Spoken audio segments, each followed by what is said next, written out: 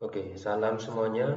Saya Muhammad Alvin Adri, NIM 215430017 dari Teknik Elektro. Ingin mempresentasikan atau ingin menjelaskan tentang eh, cara membuat database atau konfigurasi database dengan via command line atau pakai CMD. Oke, langsung saja ke yang pertama. Jalankan exam terlebih dahulu, yaitu MySQL-nya hidupin, ya, tinggal pencet start di sini. Setelah itu langsung eh, menuju menuju Windows Explorer. Kalian ke kalian ke directory C, folder exam, MySQL, dan folder bin. Di sana ada file berekstensi exe yang bernama MySQL. Kalian tinggal buka saja. Nah, di sini saya melompati cara via file explorer-nya karena file MySQL exe milik saya tidak bisa terbuka secara normal. Kemungkinan besarnya itu adalah format exe di laptop saya dianggap sebuah virus oleh software antivirus saya. Jadi tidak bisa terbuka. Jadi saya langsung ke metode kedua saja, yaitu lewat dari CMD. Yang pertama itu buka CMD-nya dulu atau command prompt-nya. Nah, pada saat di command prompt tersebut, kalian harus pindah directory dulu. Pindah directory ke C dulu untuk membuka MySQL Excel-nya. Jadi, komen yang diketikkan itu adalah seperti ini.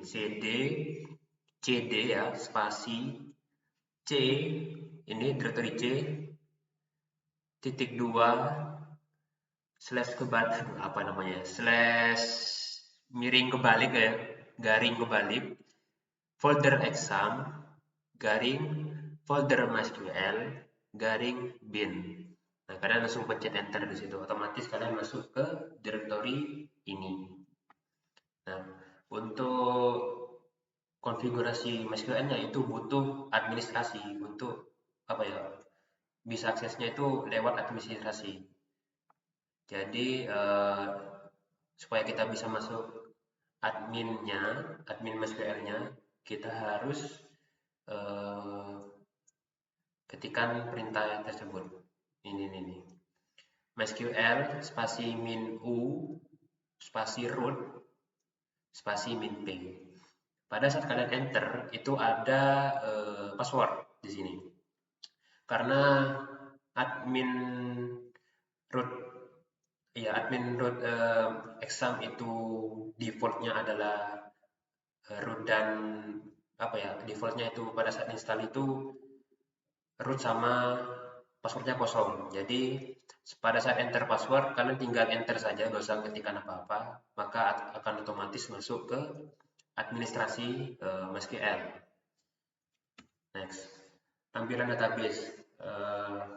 Tampilan database yang tertera di MySQL phpMyAdmin kalian bisa munculkan dengan perintah show spasi databases. Jangan lupa ada S di database-nya dan jangan lupa juga ada titik koma setelah databases, setelah perintahnya.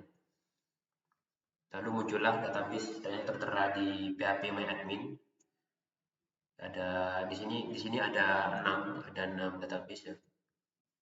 Next. Nah, sekarang kita mau buat database baru dengan sintaksnya itu create database PHP dasar. Nah, create database ini perintah buatnya PHP dasar ini namanya. Jadi buat database dengan nama. Nah, di sini saya kasih nama PHP dasar. Jadi perintahnya ada create database PHP dasar. Jangan lupa titik koma lalu enter. Kalau kalian ingin lihat bagaimana database-nya, kalian tinggal tampilkan lagi database-nya seperti komen yang tadi ya. Show databases titik koma, tinggal enter, maka muncul ada database baru di list database-nya. Lanjut, pindah direktori atau konfigurasi. Sebelum mengkonfigurasi database-nya, kita harus pindah direktori dulu mana database yang ingin kita konfigurasi.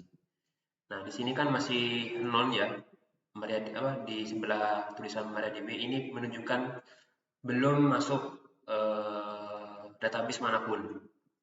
Jadi, karena kita ingin mengkonfigurasi PHP dasar, kita harus masuk ke database-nya PHP dasar. Jadi pakai komennya itu use spasi PHP dasar titik koma. Enter, maka ada pesan database change. Database telah berubah. Nah, bisa dilihat di sini sudah masuk ke direktori PHP dasar atau konfigurasi PHP dasar. Sekarang buat tabel dengan ketentuan strukturnya. Dengan komen create tabel mahasiswa, buat tabel dengan nama mahasiswa. Nah, ini namanya ya.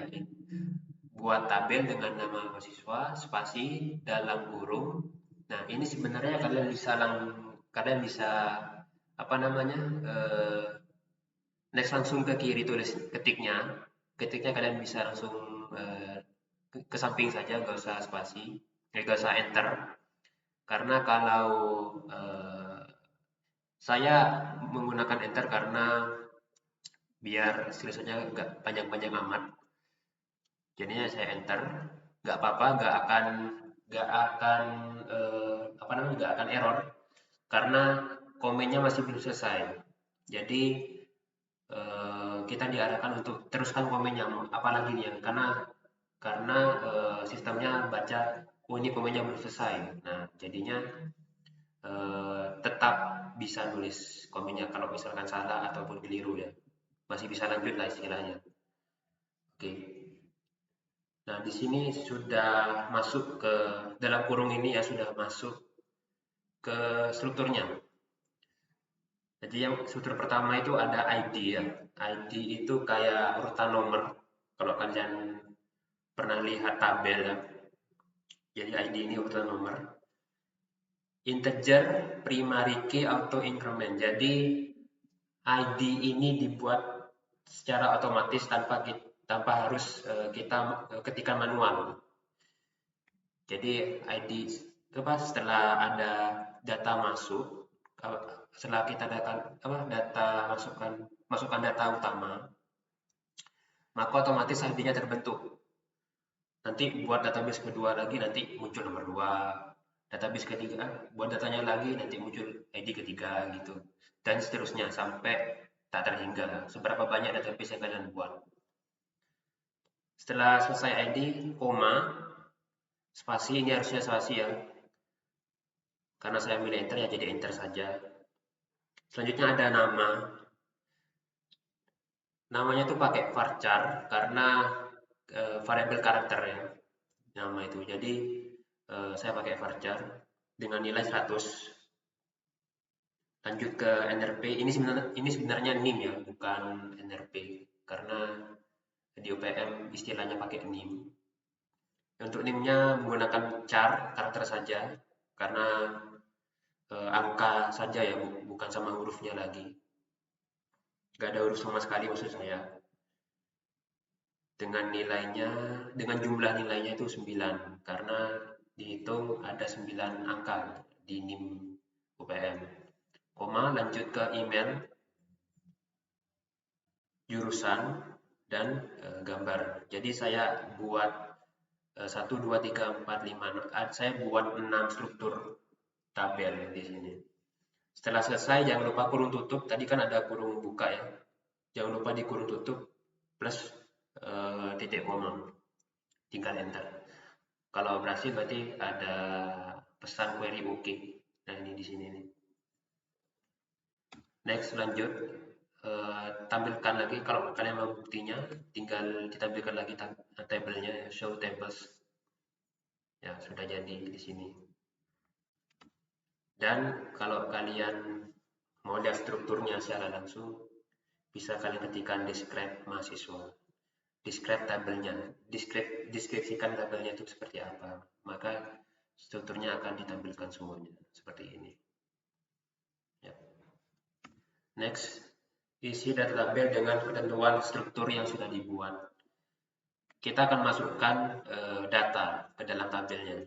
Jadi dengan sintaks atau perintahnya seperti ini, insert into mahasiswa values, masukkan data ke dalam tabel yang bernama mahasiswa dengan nilai, nah kurung buka dulu, kalian tinggal masukkan sesuai strukturnya, data-data apa ya, kalian tinggal masukkan nilai datanya sesuai dengan nama strukturnya, nah, gitu maksud saya.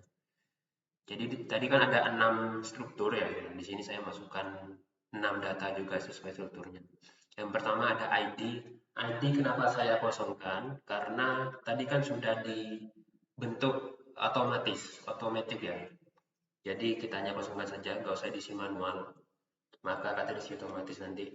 Koma spasi nama ya, spasi NIM atau NRP tadi, koma spasi email, koma spasi jurusan, koma spasi gambar. Jangan lupa tutup kurung lalu titik koma. Enter, maka ada, jika berhasil, ada pesan query OK. Lanjut ke buat database kedua dan ketiganya seperti ini, sama ya, cuma nilai datanya saja yang berbeda. Next, tampilan isi data yang sudah ditambahkan ke tabel. Nah ini sudah terisi tabelnya.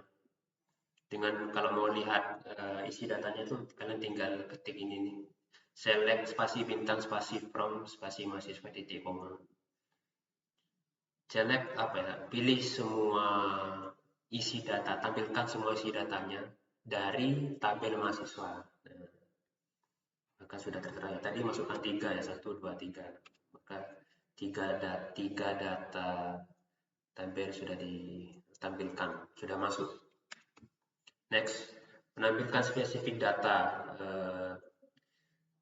Kita mau tampilkan salah satu struktur tabel dengan komenan atau perintah atau sintaks seperti ini.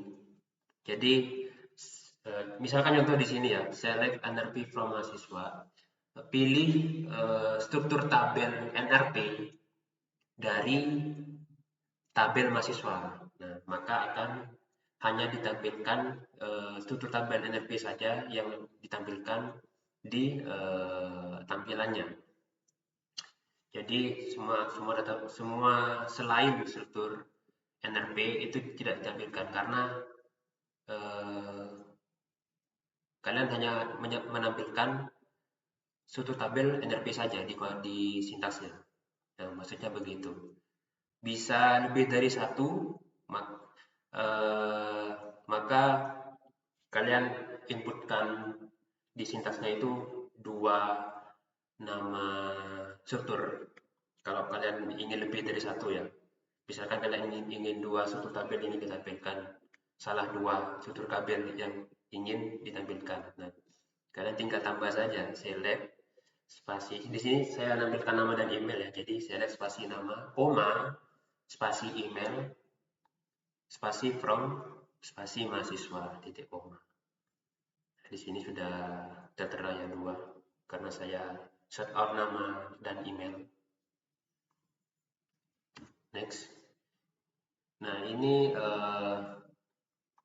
menampilkan semua kolom satu kolom ya, yang dimana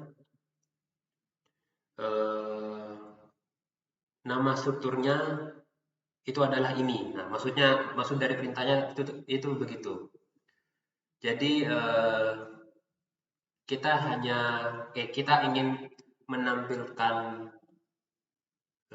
satu kolom data dengan hanya menyebutkan satu nama struktur saja.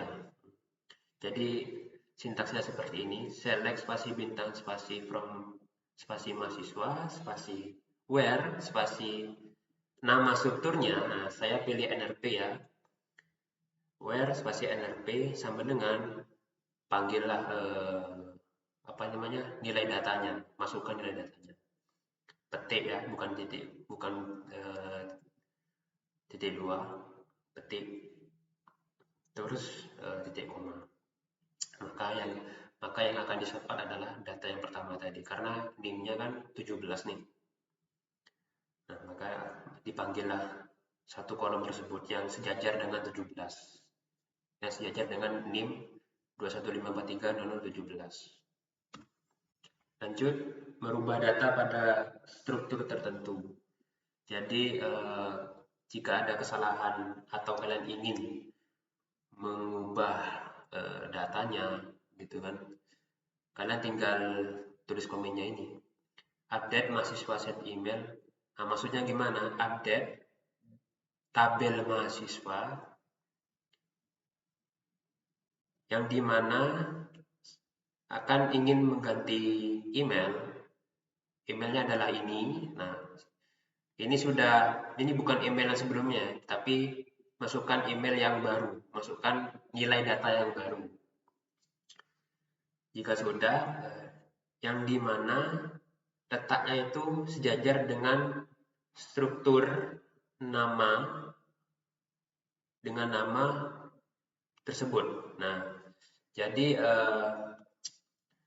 ubah di struktur nilai data yang ingin diubah itu adalah di email dengan patokan nama struktur datanya itu adalah di nama struktur nama. Nah, gitu. Name lah ya istilahnya. Saya bilang bahasa Inggris aja lah, name. Dengan nama struktur name. Jadi kita sort out nama struktur yang ingin diubah, lalu kita set yang ingin diubah gitu. Jadi ini hasilnya. Tadi kan yang diubah pada struktur nama ini kan Muhammad Alvin Ajri, maka yang satu kolom dengan Muhammad Alvin Ajri ini adalah email yang tadi Alvin Ajri 791. Nah, ini nih. Ini email sebelumnya nih, dan ini email yang baru. Bisa dilihat perubahannya. Next, menghapus salah satu data menggunakan acuan struktur tertentu. Menggunakan sintaks seperti berikut. Delete from mahasiswa where ID sama dengan 1. Jadi istilahnya ini begini, hapus data dari mahasiswa yang dimana memiliki ID sama dengan 1. Jadi nama strukturnya kita sort out dan nilai value-nya, nilai datanya juga kita sort out di sini. Kita inputkan di sini. Jadi ini sebenarnya nggak cuma ID aja bisa. Selain ID bisa, entah itu struktur nama, entah itu struktur email, entah itu struktur data jurusan atau gambar ya. Selain ID tadi kan ada 5 lagi teman. Kalian bisa pilih sesuka hati. Cuma saran saya di 5 data selain ID ada kemungkinan besar ada nilai data yang sama. Biasanya lebih dari 1 ya.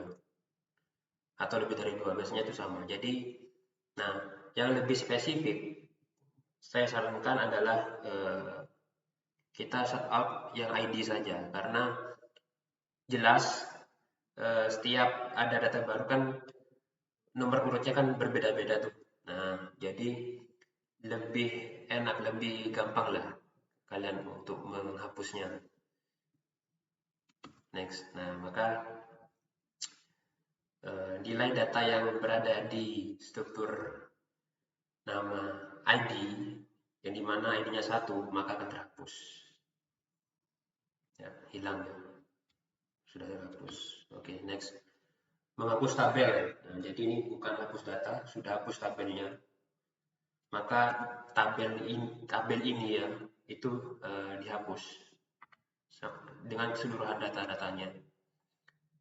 Pakai sintaksnya seperti ini, drop tabel mahasiswa, drop hapus databel yang bernama mahasiswa, titik koma, enter. Jika kalian ingin melihatnya berhasil atau enggak, kalian tinggal select bintang from mahasiswa, komen yang tadi ya, tinggal cek lagi tabelsnya, maka keluar komen tabel PHP dasar mahasiswa doesn't exist, tidak ada, berarti beneran sudah dihapus tadi dengan komen yang pertama. Nah, jika kalian ingin melihatnya dari sisi tabelsnya, ya kalian tinggal show tabelnya, tampilkan tabelnya dengan komen show tabels. Maka ada pesan LTZ yang dimana sudah kosong, nggak ada tabels yang namanya mahasiswa lagi karena sudah dihapus, begitu. Terus hapus database-nya, nah sama yang komennya ya, cuman setup yang ingin dihapuskan berbeda. Jadi drop database spasi nama database-nya. Di sini kan PHP dasar ya yang mau dihapus, jadi drop database PHP dasar titik enter. Tampilkan lagi database-nya, list database-nya. Maka bisa dilihat PHP dasarnya sudah nggak ada, database PHP dasarnya karena sudah dihapus. Selesai. Oke, terima kasih sekian untuk pertemuan sebelumnya. Sekian penjelasannya juga. Jadi kalau ada kata-kata yang salah atau belibet, mohon maaf. Sekian untuk semuanya. Nah.